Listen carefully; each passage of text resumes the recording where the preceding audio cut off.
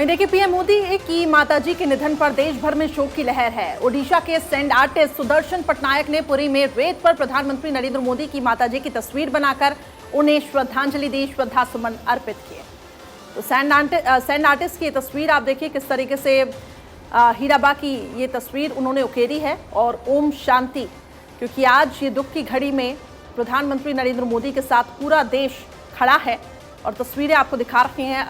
लोग अपने अपने तरीके से श्रद्धांजलि अर्पित कर रहे हैं, श्रद्धा सुमन अर्पित कर रहे हैं। रेत पर यह तस्वीर उकेरी गई है। प्रधानमंत्री नरेंद्र मोदी के लिए काफी ज्यादा कठिन समय, लेकिन पूरा देश आज उनके साथ खड़ा है। लेकिन इस वक्त भी देखिए किस तरीके से अपने दायित्व को निभाते हुए देश की जिम्मेदारी निभा रहे हैं। और फिलहाल जो सीधी तस्वीरें आपको दिखा रहे हैं, राजभवन से प्रधानमंत्री नरेंद्र मोदी निकले हैं। सीधी तस्वीर गांधीनगर से, जहां पर बैठक चल रही थी, यह बैठक खत्म हो चुकी है और प्रधानमंत्री नरेंद्र मोदी राजभवन में इस बैठक में पहुंचे थे हिस्सा लेने के लिए, लेकिन बैठक खत्म हो गई और प्रधानमंत्री नरेंद्र मोदी बैठक से बाहर निकले हैं। तस्वीरें आपके सामने है। पीएम नरेंद्र मोदी ने बैठक ली, तमाम अधिकारी इस बैठक में मौजूद रहे। इसके बाद पीएम नरेंद्र मोदी वहां से रवाना हो चुके हैं। उनके काफिले की तस्वीरें आपके सामने, जिस तरीके से गुजरात में विकास किया जाए आगे को लेकर इस बैठक में यहां पर मंथन हुआ, बातचीत हुई। जिस आज जो क्षति पीएम नरेंद्र मोदी को हुई उनकी माताजी को लेकर, आज उनकी माताजी हीराबा का निधन हो गया, लेकिन इसके बावजूद एक अलग संदेश प्रधानमंत्री देते हुए नजर आए। बैठकों का दौर भी जारी है। इससे पहले भी कार्यक्रम में वर्चुअली जुड़े, उसके बाद गांधीनगर में बैठक में शामिल हुई। राजभवन से फिलहाल वो निकल चुके हैं प्रधानमंत्री मोदी। तस्वीरें आपके सामने हैं। तमाम अधिकारी इस बैठक में मौजूद रहे। राजभवन में ये बैठक चल रही थी। पीएम मोदी खुद इस बैठक में पहुंचे, अधिकारियों से मुलाकात की और तमाम मुद्दों को लेकर इस बैठक में बातचीत हुई है। लेकिन फिलहाल प्रधानमंत्री यहां से रवाना हो चुके हैं इस बैठक से। देखिए लगातार आपकी टीवी स्क्रीन पर तस्वीरें, गांधीनगर से लाइव तस्वीरें हम आपको दिखा रहे हैं। राजभवन से प्रधानमंत्री मोदी का काफिला निकल चुका है। उससे पहले आपको ये जानकारी दे दें कि गुजरात के मुख्यमंत्री भूपेंद्र भाई पटेल भी एयरपोर्ट के लिए निकले हैं। ये तस्वीरें लगातार हम आपको दिखा रहे हैं लाइव। इस वक्त आपको बता दें कि बैठक खत्म हो चुकी है और गुजरात में विकास को लेकर, तमाम अलग अलग मुद्दों को लेकर, किस तरह से योजनाएं चलानी है, किस तरह से राज्य का और विकास होगा, इसको लेकर के चर्चा हुई, जिसमें कि कई अधिकारी भी यहाँ पर मौजूद रहे। इसके साथ साथ आपको ये भी बता दें कि बाकी मंत्री भी इस बैठक में शामिल हुए। लेकिन लगातार तस्वीरें हम आपको दिखा रहे हैं। बैठक के बाद प्रधानमंत्री मोदी निकले, उनका काफिला आगे की ओर निकल चुका है। उधर गुजरात के मुख्यमंत्री भूपेंद्र भाई पटेल भी एयरपोर्ट के लिए रवाना हो चुके हैं। पूजा, और देखिए बिल्कुल ये तस्वीरें हम दिखा रहे हैं लाइव, गांधीनगर की तस्वीरें हैं। राजभवन में यहीं पर ही बैठक चल रही थी। प्रधानमंत्री मोदी की अध्यक्षता में ये बैठक चल रही थी, जहां पर मुख्यमंत्री भी वहां मौजूद थे, अधिकारी भी वहां पर मौजूद थे और गुजरात में विकास के नए आयाम गढ़ने के लिए स्ट्रैटेजी यहां पर बनाई जा रही थी, चर्चा हो रही थी। क्योंकि देखिए अभी हाल ही में एक बड़ी जीत गुजरात में बीजेपी को मिली है। उस प्रचंड बहुमत के बाद जो जिम्मेदारी है वो भी बहुत बड़ी है। ऐसे में देखिए आज जब इतने दुख का पहाड़ प्रधानमंत्री मोदी के ऊपर टूटा है, क्योंकि माँ बिन कुछ नहीं, अगर माँ आपसे दूर हो जाए तो लगता है कि संसार जैसे खत्म हो गया। इस दुख की घड़ी में भी देश के लिए डटकर काम कर रहे हैं देश के प्रधानमंत्री नरेंद्र मोदी। और आज जब गुजरात में है तो पहले अपना पुत्र धर्म निभाया और उसके बाद में अब एक बार फिर से अपनी इस धरती माँ के प्रति जो अपनी कृतज्ञता है उसको वो दिखा रहे हैं और बता रहे हैं कि वो किस तरीके से अपने देश के लिए तत्पर हैं। चाहे कितनी भी मुश्किल की घड़ी क्यों ना हो, उनके लिए व्यक्तिगत क्षति कितनी ही बड़ी क्यों ना हो, लेकिन वो देश का नुकसान नहीं होने देंगे और देश के लिए एक एक क्षण वो लगा देना चाहते हैं। और यही वजह है कि प्रधानमंत्री नरेंद्र मोदी आज भी देश के हित में काम कर रहे हैं। दुख का पहाड़ भले ही टूटा हो, लेकिन फिर भी गुजरात में मौजूद है तो अधिकारियों संग बैठक ली और फिलहाल वो रवाना हो चुके हैं।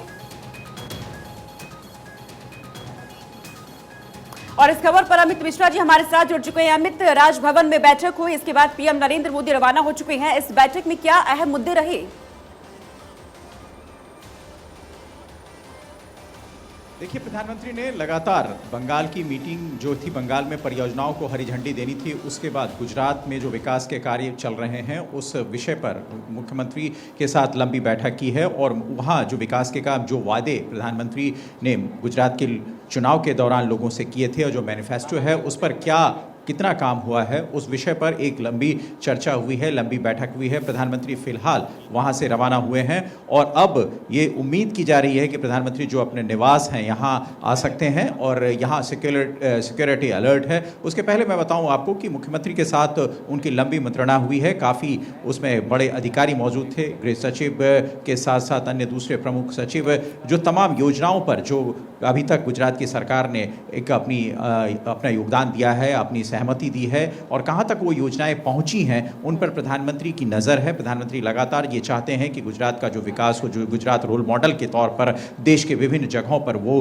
चर्चा भी करते हैं इस चीज़ की और गृहमंत्री भी चर्चा करते हैं गुजरात के रोल मॉडल की चर्चा करके दूसरे प्रदेशों में जब वो चुनाव में जाते हैं तो उसकी बेबाकी से बात करते हैं। तो वो बेबाकी जो है, वो प्रदर्शन जो है वो कितना खरा है, उस प्रदर्शन को और दुरुस्त करने की कहाँ ज़रूरत है, कितना विकास हो चुका है और किन किन मॉडलों पर विकास चल रहा है। तो ये तमाम बातें आज की बैठक में प्रमुख रूप से थी। आपने देखा होगा कि राजभवन में जिस तरह से प्रधानमंत्री लगातार एक के बाद एक बैठक में अपने आप को शामिल कर रहे थे और बैठकों का सिलसिला उनके साथ चल रहा था, उसमें कहीं भी ये नहीं लगा कि एक कर्तव्य प्रधान प्रधानमंत्री अपने गम से गमज़दा है। और वो गम से गमज़दा तो थे, लेकिन उसकी अनुभूति जो है वो न तो अधिकारियों पर होने दे रहे थे, न भारत की जनमानस पे, क्योंकि भारत को एक कर्तव्यनिष्ठ जो प्रधानमंत्री को लेकर आपने विस्तार से जानकारी दी है। लेकिन आपके लिहाज से आप अगर अमित बताना चाहें तो आज की ये बैठक कितनी ज्यादा महत्वपूर्ण आप मानते हैं?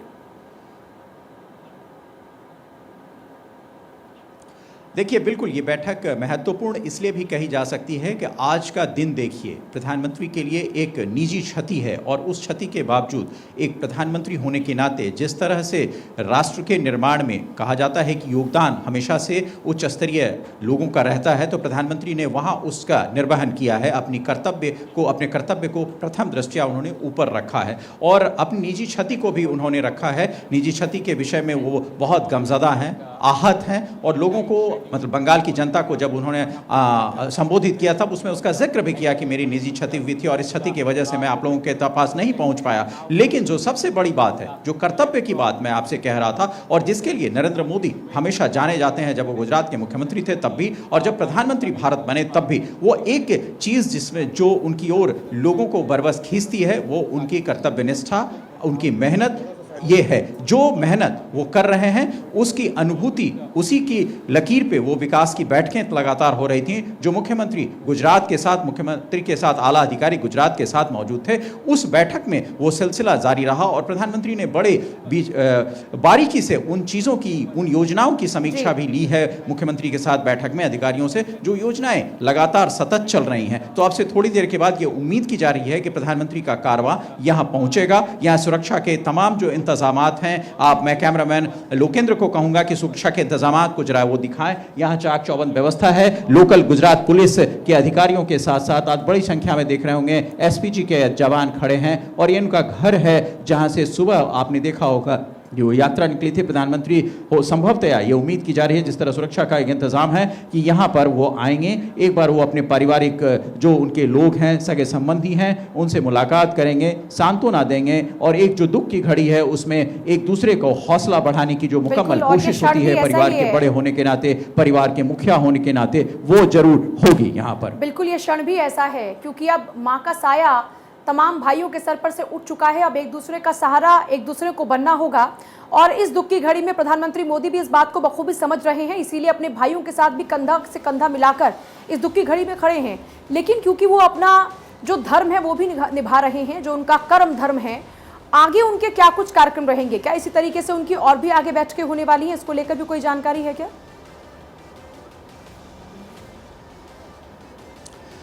आपने जो दो सवाल किए उसका मैं अलग अलग जवाब देता हूं। पहला सवाल जो आपने किया कि क्या प्रधानमंत्री की जो भूमिका वो आज निभा रहे थे उस पर वो क्षति वो आपको दिखी, या जो भाइयों के साथ उनकी संवेदनाएं हैं वो आप एकजुट प्रधानमंत्री के साथ साथ वो एक आम जनमानस भी हैं, एक नागरिक भी हैं और वो आपने देखा होगा कि प्रधानमंत्री ने उस प्रोटोकॉल को तोड़ा। प्रधानमंत्री अमूमन सुरक्षा के घेरे में रहते हैं, प्रोटोकॉल को तोड़ने के बाद वो शव को कंधा देते हुए ले गए। ये बड़ी बात होती है, ये इमोशन है, जिस इमोशन को एक बेटा अपनी लास्ट जो अंतिम क्रिया है वो अपनी माँ अपने पिता को समर्पित करता है और प्रधानमंत्री ने बाखूबी इस चीज़ को निभाया है जो उनकी क्रिया है। वहीं दूसरी तरफ आप देखें कि उसके बाद जब प्रधानमंत्री उस रूप में आते हैं कि वो देश के जननायक हैं, जन प्रधानमंत्री हैं, तो फिर उस रूप का भी उन्होंने पूरी तरीके से बाखूबी निर्वहन किया है। और निर्वहन के चलते आपने देखा होगा कि बंगाल में जो उनकी बैठकें थी, जो उनकी तमाम हरी झंडियां उनको दिखानी थी, वो तो हुई ही। गुजरात की समीक्षा भी ली उन्होंने, जो विकास के काम चल रहे हैं, और उम्मीद ये की जा रही है कि यहाँ प्रधानमंत्री आएंगे और इसके बाद उनके दिल्ली के रवानगी होने के कार्यक्रम हैं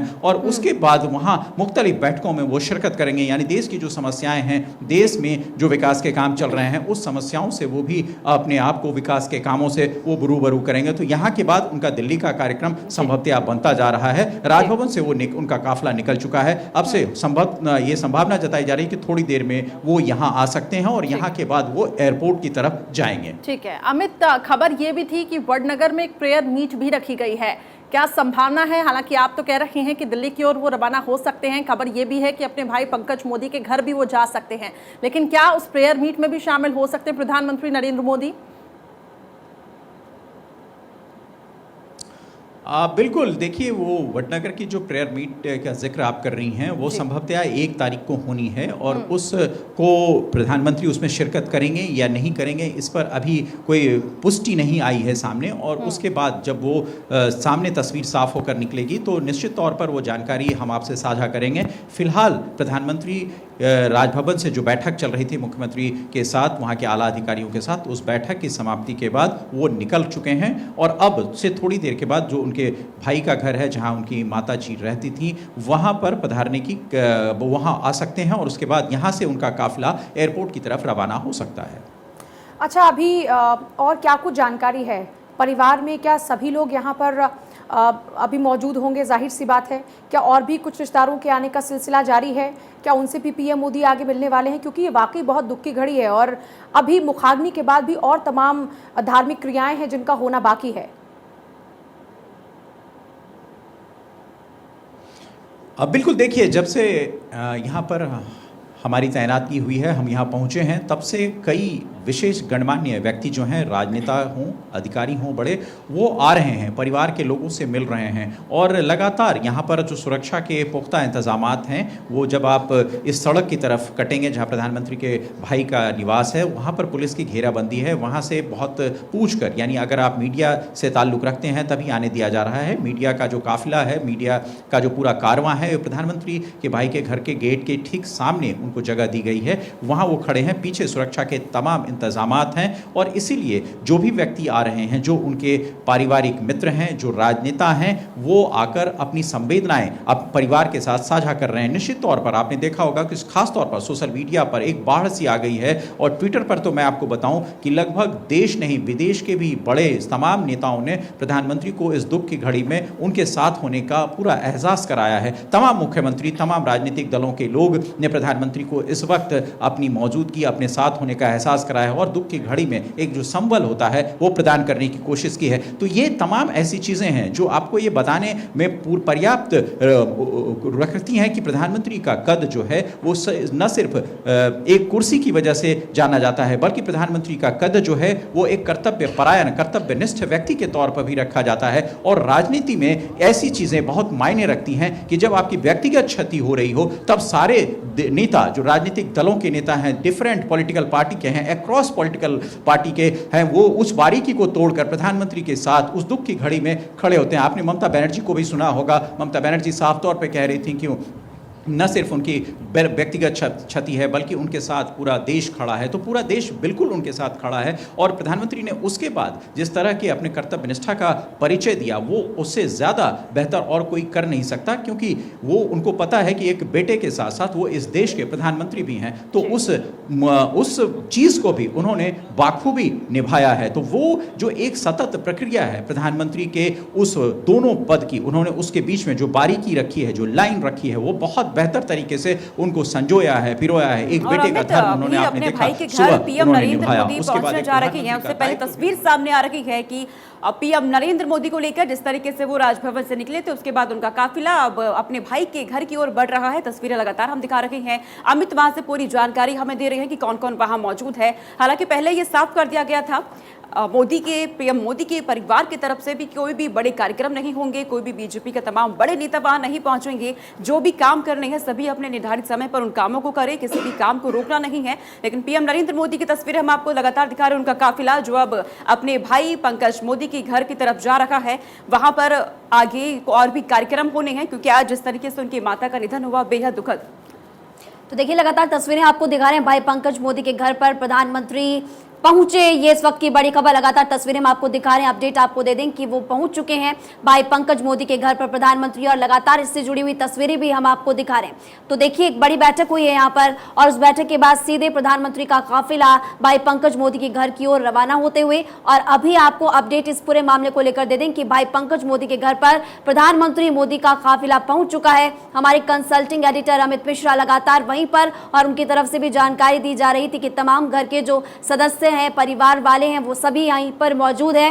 और अब से कुछ ही देर में चूंकि वो यहाँ पर पहुंचने वाले थे, लेकिन अपडेट अब ये है कि वो भाई पंकज मोदी के घर पर प्रधानमंत्री मोदी पहुंच चुके हैं, और इससे जुड़ी हुई तस्वीरें लगातार भारत 24 आपको दिखा रहा है। अब से कुछ ही क्षणों में आप देखेंगे प्रधानमंत्री यहाँ से उतरेंगे और फिर अंदर घर में जाएंगे। पूजा देखिए बिल्कुल भाई पंकज मोदी के घर पर पहुंच चुके हैं प्रधानमंत्री नरेंद्र मोदी, और देखिए ये वो बाहर अभी निकले हैं, पहले राजभवन में बैठक ली और उसके बाद अब अपने भाई के घर पर वो जा रहे हैं। कोई बड़ा कार्यक्रम नहीं होगा, जैसा कि अमित जी लगातार वहां से जानकारी भी दे रहे हैं, क्योंकि प्रधानमंत्री मोदी ने साफ किया कि आप अपना कर्तव्य धर्म निभाइए, कर्तव्य कीजिए, काम की जो जिम्मेदारी जो भारत के लोगों ने आपको दी है उनके विकास की, उस पर ही काम कीजिए। राजभवन में बैठक के बाद अपने भाई के घर पर पहुंच चुके हैं प्रधानमंत्री नरेंद्र मोदी।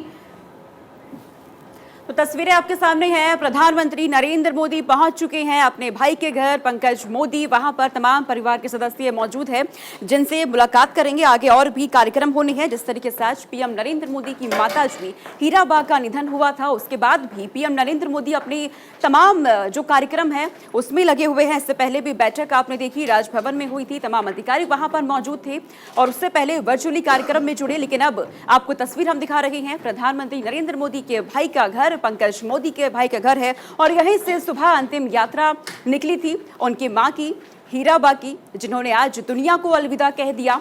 जो लगाव था अपनी मां के साथ पीएम नरेंद्र मोदी का, एक अलग ही लगाव उनका रहा है। लेकिन आज ये तस्वीरें, हालांकि जिस तरीके से पीएम नरेंद्र मोदी ने ये साफ कर दिया कि कोई बड़े कार्यक्रम नहीं होने चाहिए, तमाम बीजेपी के नेताओं से भी कह दिया गया कि कोई भी यहाँ नहीं पहुंचेगा। परिवार के सदस्य यहाँ पर मौजूद है, तमाम सुरक्षा के बीच पीएम नरेंद्र मोदी पहुंच चुके हैं। इससे पहले राजभवन में बैठक हो रही थी, बैठक में हिस्सा लिया, और ये तस्वीर आपके सामने पीएम नरेंद्र मोदी यहाँ पर आपको नजर आ रहे हैं। अब अपने भाई के घर पहुंच चुके हैं प्रधानमंत्री नरेंद्र मोदी। तमाम परिवार के सदस्य यहां पर मौजूद है, सभी से मुलाकात करेंगे, और आगे का कार्यक्रम किस तरीके से होना है इसको लेकर के यहां पर तय किया जाएगा, क्योंकि कोई बड़ा कार्यक्रम नहीं होगा, ये पहले ही साफ कर दिया गया था पीएम नरेंद्र मोदी की तरफ से और परिवार के सदस्यों की तरफ से कि सभी परिवार के लोग ही उसमें मौजूद रहने वाले हैं। तो राजभवन के बाद सीधे अपने भाई के घर पहुंचे हैं, और यहीं से ही सुबह सवेरे हीराबा का अंतिम यात्रा यहां से ही निकली थी। उसके बाद पीएम नरेंद्र मोदी की तस्वीरें भी सामने आई थी, किस तरीके से मजबूती के साथ वो खड़े थे। हालांकि वो दर्द उनके अंदर था, लेकिन वो चेहरे पे उन्होंने बयां नहीं होने दिया। लेकिन इस वक्त अपने भाई के घर पर वो मौजूद है, परिवारजनों से मुलाकात वो कर रहे हैं। आगे के कार्यक्रम को लेकर यहाँ पर बातचीत हो रही है। पीएम नरेंद्र मोदी की तस्वीरें हम आपको लगातार दिखा रहे हैं कि वो अपने भाई के घर पहुंच चुके हैं। लेकिन जिस तरीके से उनकी मां ने दुनिया को अलविदा कहा, 100 साल की वो पूरी हो चुकी थी। जून में ही अपना जन्मदिन उन्होंने बनाया था। एक अलग ही रिश्ता था दोनों में। प्रधानमंत्री देश के हैं, लेकिन जब वो अपने घर पहुंचा करते थे एक अलग ही लगाव देखने को मिलता था। एक बेटे के रूप में पहुंचते थे, और आज भी एक बेटे की भूमिका में ही वो नजर आए। अमित मिश्रा हमारे साथ लगातार बने हुए हैं। अमित, पीएम नरेंद्र मोदी अपने भाई के घर पर पहुंच चुके हैं, और कौन कौन लोग वहां पर मौजूद हैं, वहां पर क्या अब आगे होना है, क्या कोई कार्यक्रम को लेकर के यहां पर बातचीत होगी?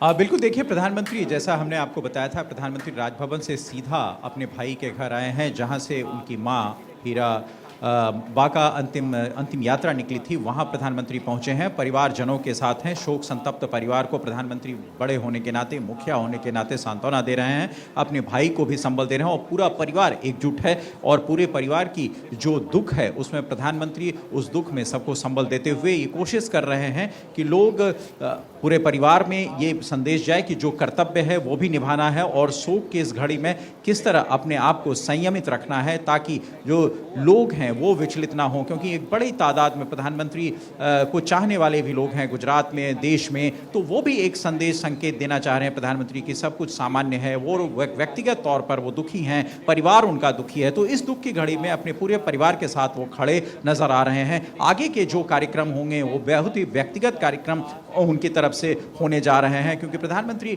का जो पहले से आपने देखा होगा, प्रधानमंत्री किसी इस तरह की चीज में यकीन नहीं रखते हैं जो दिखावे की हो। और खासतौर से आपने देखा अभी प्रधानमंत्री जब राजभवन से यहाँ आए, अपने भाई के घर आए, तो साफ तौर पर उन्होंने जो मीडिया के लोग खड़े हैं, जो अधिकारी खड़े हैं, उनका दोनों हाथ जोड़कर अभिवादन किया और उसके बाद वो अपने जो भाई का निवास है वहाँ प्रवेश किए हैं। अभी अंदर सारे परिवार के जन बैठे हुए हैं और उसके बाद ही ये तय हो पाएगा आगे क्या करना है, क्योंकि परिवार में एकजुटता है, परिवार में जो सहमति बनेगी, इस जो रिचुअल्स होते हैं, जो पारंपरिक चीज़ें हैं, उस चीज़ को कैसे, कहाँ और कब उसको अमली जामा पहनाना है, इस विषय पर जरूर चर्चा हो रही होगी। तो फिलहाल प्रधानमंत्री अंदर हैं और इस के बाद प्रधानमंत्री का जो कार्यक्रम माना जा रहा है, जो उम्मीद की जा रही है और जो इस तरह के कयास लगाए जा रहे हैं कि प्रधानमंत्री शायद संभवतः या यहाँ से सीधा एयरपोर्ट की तरफ जाएंगे, जहाँ से हो सकता है वो दिल्ली की तरफ रवाना हो। तो फिलहाल प्रधानमंत्री अपने भाई के घर अपने परिजनों के साथ शोक संतप्त परिवार को संवेदनाएं देते हुए, सांत्वना देते हुए कि हाँ, इस दुख की घड़ी में बिल्कुल विचलित नहीं होना है और इस दुख की घड़ी में बिल्कुल शांत रहकर अपने आप को संयमित रखकर और वो जो तमाम चीज़ें होती हैं, तमाम प्रक्रियाएं होती हैं, यानी जो रिचुअल्स हैं, उस रिचुअल्स को किस तरह से पूरे अंजाम तक पहुंचाना है। जी। और अमित, जो ये बात आप कह रहे हैं, ये आज तस्वीर देखने को भी मिली जब पीएम नरेंद्र मोदी पहुंचे थे। उस वक्त ये तस्वीर आई सामने कि वो एक प्रधानमंत्री के तौर पे नहीं बल्कि एक बेटे की भूमिका में वहां पर नजर आए।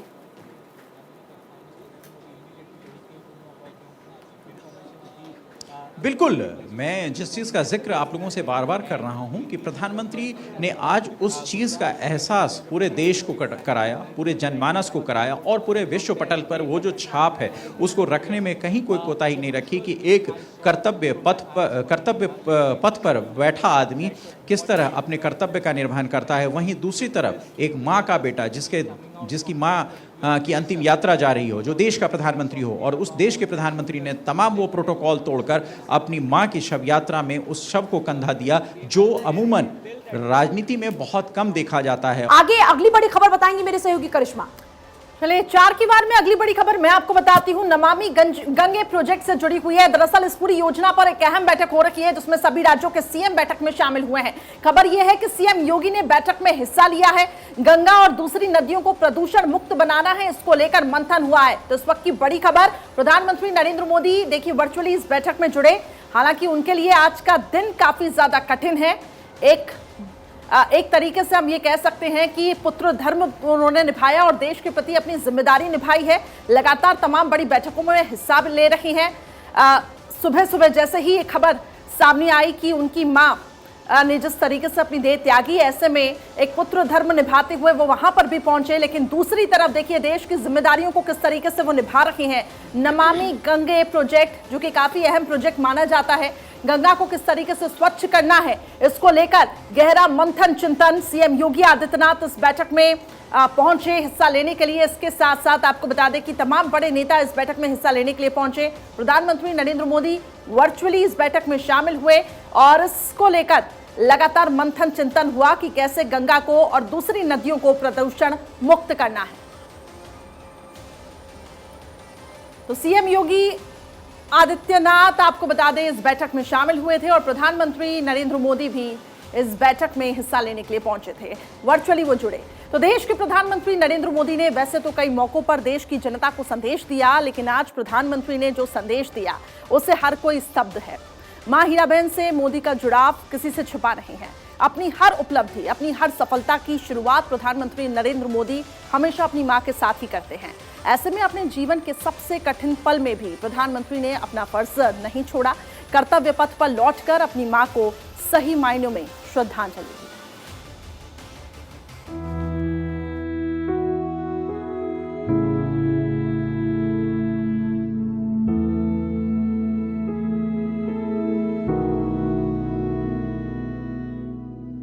पहले एक बेटे ने मात्र ऋण को उतारा और फिर वही बेटा राष्ट्र ऋण को उतारने में जुट गया। अपनी मां को अंतिम विदाई देने के बाद पीएम मोदी जुट गए राष्ट्र सेवा में। इस 1 घंटे में प्रधानमंत्री नरेंद्र मोदी ने साबित कर दिया कि उनके लिए देश सर्वोपरि है। आज का दिन प्रधानमंत्री के लिए उनके जीवन का सबसे कठिन दिन रहा। सुबह का सूरज उगने से पहले ही उन्हें अपनी जिंदगी की सबसे दुखद खबर मिली। उनके जीवन की शक्ति, उनकी प्रेरणा, उनके संस्कारों की नींव उनकी मां अब उन्हें छोड़ गई थी। मां के निधन की खबर सुनते ही एक बेचैन बेटा तुरंत अपनी मां के अंतिम दर्शन के लिए निकल पड़ा। दुखी मन से अपनी मां के अंतिम दर्शन के लिए किसी भी बेटे के लिए ये पल बिल्कुल भी आसान नहीं होता। ऐसे में प्रधानमंत्री के लिए ये वक्त आसान नहीं था। मां चिरनिद्रा में थी और बेटा हाथ जोड़े खड़ा था। कोई आम इंसान होता तो दुख की घड़ी में दहाड़ मार कर रोता, लेकिन दुख की घड़ी में भी प्रधानमंत्री ने अपना संयम नहीं खोया, अपनी भावनाओं पर काबू रखा। वैसे तो मां को खोने का गम उनके चेहरे पर साफ नजर आ रहा था, लेकिन फिर भी उन्होंने खुद को संयमित रखा और नम आंखों से एक बेटे का हर फर्ज निभाया। 10:30 बजे उन्होंने अपनी मां का अंतिम संस्कार किया और दुख की इस घड़ी में जब उन्हें अपने परिवार की जरूरत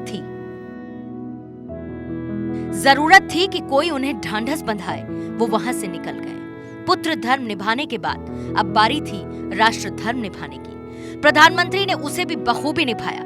मोदी सीधे राजभवन पहुंचे और बतौर प्रधानमंत्री देश की सेवा में जुट गए। प्रधानमंत्री नरेंद्र मोदी ने वर्चुअल कार्यक्रम में शामिल होकर कोलकाता में राष्ट्रीय गंगा परिषद की दूसरी बैठक की अध्यक्षता की।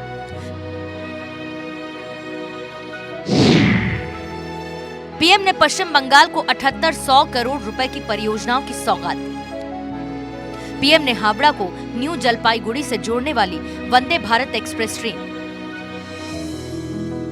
2550 करोड़ रुपए से अधिक मूल्य की अनेक सीवर अवसंरचना परियोजनाओं का शिलान्यास किया।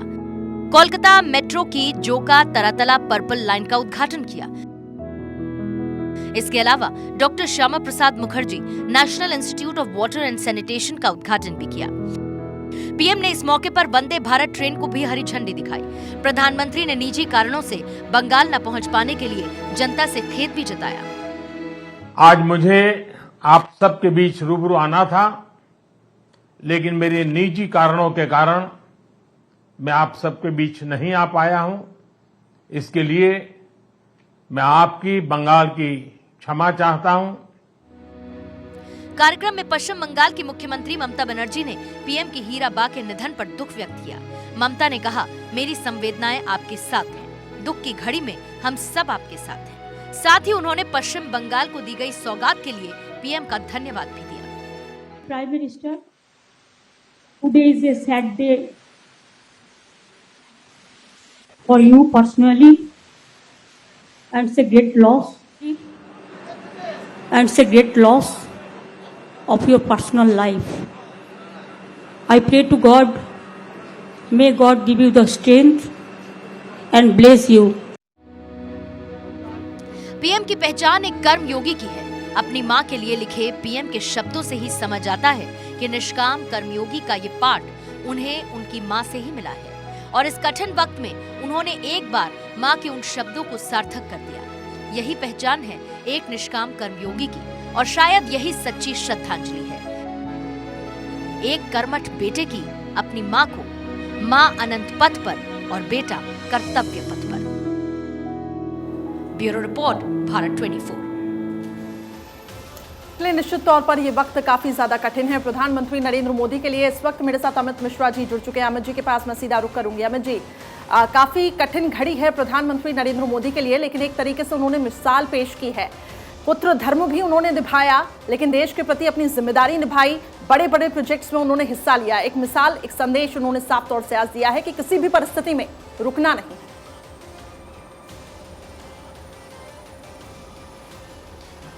बिल्कुल, जिस संजीदगी की बात हमेशा प्रधानमंत्री मोदी के लिए की जाती है, उसको आज उन्होंने बिल्कुल साफगोई से सामने रखा है और जनमानस के बीच रखा है। आपने देखा प्रधानमंत्री की सुरक्षा, प्रधानमंत्री का प्रोटोकॉल, उन सबको रखकर उन्होंने अलग रखकर जो एक बेटे का फ़र्ज़ होता है वो निभाने की कोशिश की। और वो तमाम चीज़ें आपने विजुअल्स में देखी होंगी जब प्रधानमंत्री उस वाहन में खुद बैठे थे, खुद उसके साथ कंधा दे रहे थे। तो ये तमाम चीज़ें ऐसी थी जो आपको विचलित कर सकती हैं। एक ऐसी चीज़ है जो बहुत ही लगाव, बहुत ही जुड़ाव के साथ आता है। लेकिन दूसरा रूप जो प्रधानमंत्री का है, जो एक शासक का है, जो देश के सर्वेसर्वा है, उनका वो रूप भी आपने तुरंत उसके बाद देखा जब वो बंगाल की जनता, जहां उनकी एक रैली आयोजित थी, जहां के कई तमाम विकास के कार्यक्रमों पर उनकी हरी झंडी लगनी थी, उस तमाम चीज़ों पर भी प्रधानमंत्री ने अपने उस कर्तव्य का निर्वहन किया जिसको प्रधानमंत्री अमूमन किया करते हैं। उस पर कहीं उस चीज़ की छाया नहीं दिखी कि उन्हें आज एक व्यक्तिगत और बहुत बड़ी क्षति पहुंची है। उस क्षति को प्रधानमंत्री ने अपने दूसरे जो उनका चेहरा है वहाँ रखा और प्रधानमंत्री का जो कर्तव्य होता है उस कर्तव्य का भली भांति निर्वहन उन्होंने किया। तो ये एक ऐसी छवि है जो एक करवट और ऐसे लोगों की बताई जाती है जो देश के सर्वहारा वर्ग से न सिर्फ जुड़े होते हैं बल्कि उसकी अगुवाई करने का भी मादा रखते हैं। इसलिए प्रधानमंत्री मोदी को हमेशा ये कहा जाता है कि वो कर्मयोगी हैं और कर्मयोगी की परिभाषा जो उन्होंने है वो आज खुद ब खुद लिखी भी है और बताई भी है कि किस तरह जो अपनी व्यक्तिगत क्षति होती है, अगर उनको वेदना है, उस वेदना को भी वो छिपाकर देश के लिए आज भी काम कर रहे हैं। यानी 24 घंटे सतत कैसे एक व्यक्ति देश के विषय में सोच सकता है, इसकी भली भांति एक प्रतिमूर्ति के रूप में नरेंद्र मोदी की छवि आज देश के जनमानस के सामने आई है। जो उन्होंने पश्चिम बंगाल की जनता के लिए कहा और उसमें अपनी भावना भी उन्होंने रखी कि हमारी आज व्यक्तिगत एक क्षति थी, व्यक्तिगत रूप से मैं दुखी था और इस वजह से मैं आपके बीच नहीं पहुंच पाया। तो कहीं ना कहीं उनके मन में ये भी था कि प्रधानमंत्री होते हुए उन जनता के बीच जिनको उन्होंने बुलाया था वहां पहुंचना जरूरी था। बिल्कुल, जनता भी उतनी ही जरूरी है क्योंकि जनता के प्रति भी प्रतिबद्ध हैं। बड़ी खबर इस बीच गांधीनगर से आ रही है। राजभवन में प्रधानमंत्री मोदी की बैठक और इस बैठक में मुख्यमंत्री भूपेंद्र पटेल मौजूद हैं, मुख्य सचिव और कई अधिकारी भी इस बैठक का हिस्सा हैं।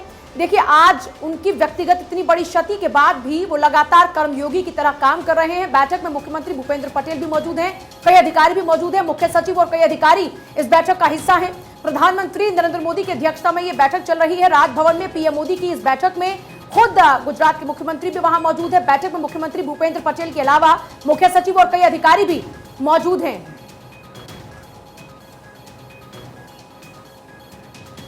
गुजरात के विकास कार्यों को लेकर दरअसल ये बैठक चल रही है और आगे किस तरीके से विकास की नई इबारत को लिखना है इस पर काम चल रहा है। अगली जो खबर है वो बताएंगे मेरे सहयोगी आपको सुनकर।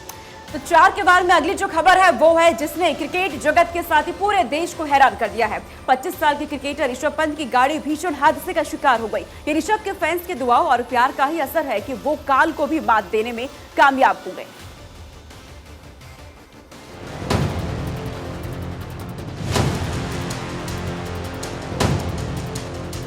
शुक्रवार की सुबह क्रिकेट जगत के लिए एक बुरी खबर लेकर आई।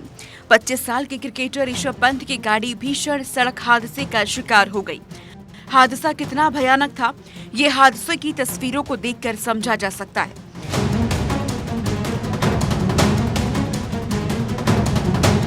जिस जगह पर यह हादसा हुआ वो जगह ऋषभ के घर से महज 10 किलोमीटर दूर थी।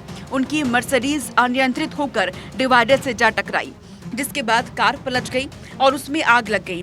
उन्हें सिर, पीठ और पैर में गंभीर चोटें आई हैं। उन्हें इलाज के लिए रुड़की से देहरादून ले जाया गया। यहाँ के मैक्स हॉस्पिटल में उनका इलाज जारी है। डॉक्टर की एक टीम उनकी निगरानी कर रही है। डॉक्टर्स के मुताबिक उनकी हालत खतरे से बाहर है। क्रिकेटर ऋषभ पंत अभी हॉस्पिटल में आए हैं और इनिशियली डॉक्टर्स की टीम उनकी देखभाल कर रही है। अंडर इवेल्युएशन है वो, और कुछ जांचों के बाद ही हम आगे डिटेल बता पाएंगे। और फिलहाल वो स्थिर हैं। अभी ऑर्थोपेडिक्स जो कि हड्डी रोग विशेषज्ञ होते हैं और प्लास्टिक सर्जन जो कि एब्रेजन वगैरह अगर कुछ चोट लगती है उसका मेन उसी का इलाज हम कर रहे हैं। बाकी जो अंदर की पूरा एवोल्यूशन के बाद ही कोई हम देख पाएंगे कि अगर कोई गंभीर चोट है या नहीं है। फिलहाल कोई गंभीर चोट ऐसी लग नहीं रही है। अभी ऑर्थोपेडिक्स और प्लास्टिक सर्जन की टीम देख रही है। ये पूरा हादसा कब और कैसे हुआ, आपको सिलसिलेवार ढंग से समझाते हैं। हादसा सुबह 5:30 पर रुड़की के नारसन बॉर्डर पर हमदपुर झाल के मोड़ पर हुआ। जानकारी के मुताबिक झपकी लगने के कारण उनकी मर्सिडीज अनियंत्रित होकर डिवाइडर से जा टकराई। उस वक्त कार की रफ्तार 150 किलोमीटर प्रति घंटे थी। कार 200 मीटर तक घिसटते चली गई, जिसके बाद उसमें आग लग गई। मौके पर मौजूद लोगों के मुताबिक उन्होंने तेज धमाका सुना। देखा कि एक कार डिवाइडर से टकराने के बाद कुछ फीट तक घसीटते चली गई। ऐसा लगा कि पलटी और उसमें आग लग गई। एक्सीडेंट के बाद पंत जलती हुई कार की खिड़की तोड़कर बाहर निकले थे। मौके पर मौजूद लोगों ने उन्हें उठाया और अस्पताल पहुंचाया। सुबह लगभग 5:30-6 बजे के आसपास की बात रही होगी, जब ये सूचना मिली कि ऋषभ पंत की कार दुर्घटनाग्रस्त हुई है। इस सूचना पर इंस्पेक्टर मंगलौर और हम सभी पहुंचे, जहां तो इन तस्वीरों में साफ दिख रहा है कि ऋषभ पंत को कितनी गंभीर चोटें आई हैं। मयंक हमारे साथ जुड़ चुके हैं। मयंक, इस वक्त ऋषभ पंत की हालत कैसी है? उनका इलाज फिलहाल जारी है, लेकिन और क्या कुछ अपडेट मिल पा रहा है? कैसे ये दुर्घटना हुई इतनी? देखिए, इसमें अपडेट अभी ये है कि जो ऋषभ पंत का इलाज कर रहे हैं मैक्स अस्पताल के डॉक्टर, उनकी तरफ से एक मेडिकल बुलेटिन जारी होना था, लेकिन अब जो मेडिकल बुलेटिन जारी होगा, जो खबर भारत 24 के पास आई है, वो मेडिकल बुलेटिन बीसीसीआई की तरफ से जारी किया जाएगा। इससे पहले भी दिन में जो 1:30 बजे के आसपास एक मेडिकल बुलेटिन आया था, उसको बीसीसीआई के सचिव की तरफ से जारी किया गया था, और अब जो भी अगला बुलेटिन आएगा वो जारी किया जाएगा बीसीसीआई की तरफ से। दूसरी बात ये कि जो हमें सूत्रों के हवाले से, जो मैक्स के सूत्र हैं उनके हवाले से जो खबर मिली है, ऋषभ पंत की स्थिति इस समय स्टेबल है और उनके सिर में जरूर चोट आई है, लेकिन वो चोट बहुत हार्मफुल नहीं बताई जा रही है। जो एमआरआई की रिपोर्ट जो आई है उसके बारे में ये कहा जा रहा है कि चोट गंभीर नहीं है, कहीं कोई क्लॉटिंग जैसी कोई बात नहीं है। हाँ, ये जरूर है, यानी कि अभी हालत स्थिर है। आप नजर बना के रखिएगा, अपडेट हम आपसे लगातार लेते रहेंगे। तो जिस तरीके से ये हादसा हुआ बेहद भीषण था, लेकिन फिलहाल उनकी हालत स्थिर है। अगली खबर 4 के बाद में मेरी सहयोगी महिमा बताएंगी। जी बिल्कुल सोनिका, तो देखिए इस वक्त की बड़ी खबर आपको बता दें, तुनिशा मौत मामले से जुड़ी हुई और इस पूरे मामले को लेकर एक बड़ा खुलासा हुआ है। खुदकुशी से पहले शिजान ने तुनिशा से बात की थी, ये बात निकलकर सामने आ रही। तुनिशा के मैसेज का जवाब नहीं देता था शिजान ने मोबाइल से कई चैट्स भी डिलीट किए हैं। शिजान की रिमांड कॉपी से ये बड़ा खुलासा हो, तो देखिए लगातार इस पूरे मामले को लेकर जांच जारी है और जैसे जैसे पुलिस इस पूरे मामले की तफ्तीश कर रही है, एक एक करके बड़े बड़े खुलासे लगातार हो रहे हैं।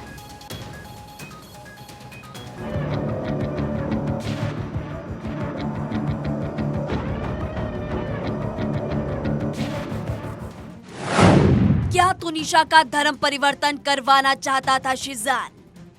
कहा कि मुस्लिम धर्म अपनाने के लिए क्या शिजान प्रेशराइज करता था? हाँ जी। क्या तुनिशा की हत्या हुई है? क्योंकि तुनिशा, मैं बताऊं, सुसाइड करने वाली नहीं थी, मेरे मन में आता है। शिजान का परिवार भी मौत के लिए जिम्मेदार। माँ जो उसकी गर्लफ्रेंड के बारे में बातें करती थी फोन पे, हाँ ये बात उसने मेरे को जरूर बोली कि मम्मी अम्मा मेरे को डिस्टर्ब कर रही है बहुत ज्यादा। तुनिशा की माँ की गुहार। मेरी एक ही हाथ जोड़ के बेनती है कि शिजान को सजा होनी चाहिए, उसको छोड़ना नहीं है बस।